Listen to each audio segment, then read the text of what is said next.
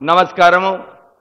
ఈ కార్యక్రమంకి వచ్చిన పెద్దలు గౌరవనీయులు ముఖ్యమంత్రి గారు, అలాగే ఈ జిల్లా ఎంపీ నాగేష్ గారు, ఎమ్మెల్యే గారు పాయల్ శంకర్ గారు, మాజీ మంత్రివర్యులు సుదర్శన్ రెడ్డి గారు, వినోద్ గారు, మన ఎమ్మెల్యే బొజ్జు గారు, మాజీ ఎమ్మెల్యేలు, మాజీ మంత్రులు, ఆదిలాబాద్ డిస్ట్రిక్ట్ పెద్దలు, ఈ కార్యక్రమంకి వచ్చిన అక్క చెల్లెళ్ళు అన్న తమ్ముళ్ళందరికీ కూడా నమస్కారములు చెప్తూ, మీ అందరికీ తెలుసు 10 సంవత్సరాలు టీఆర్ఎస్ ప్రభుత్వంలో ఒక అహంకార ప్రభుత్వం, అవినీతి ప్రభుత్వం జరిగింది।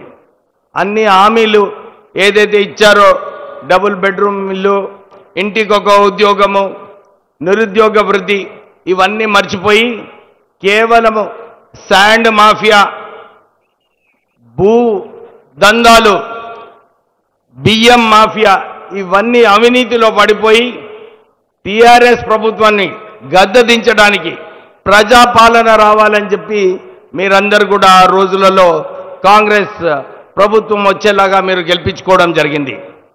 ముఖ్యమంత్రి రేవంత్ రెడ్డి గారు వచ్చిన తర్వాత ఏదైతే ఎలక్షన్లో హామీలు ఇచ్చారో, గ్యారంటీ కార్డు, 200 యూనిట్లు ఫ్రీ, గ్యాస్ 500 రూపాయలు, మహిళలకు ఉచిత బస్సు సహకారము, అంతేగాక ఒక గొప్ప స్కీమ్ ఇందిరమ్మ ఇల్లులు స్కీమ్।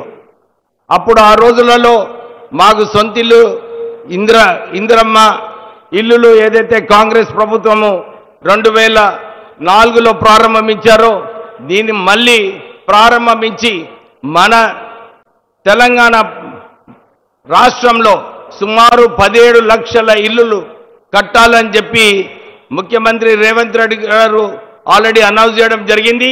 అన్ని జిల్లాలలో కూడా ఈ ఇందిరమ్మ ఇల్లులు సరిగా నడుస్తున్నాయి। అంతేకాదు మనకు సన్నబియ్యమైనా కానీ, కొత్త రేషన్ కార్డులైనా కానీ 10 సంవత్సరాలు టీఆర్ఎస్ హయాంలో రానివి మన కాంగ్రెస్ ప్రభుత్వంలో అమలు చేస్తున్నారు। అంతేగాక ఇప్పుడే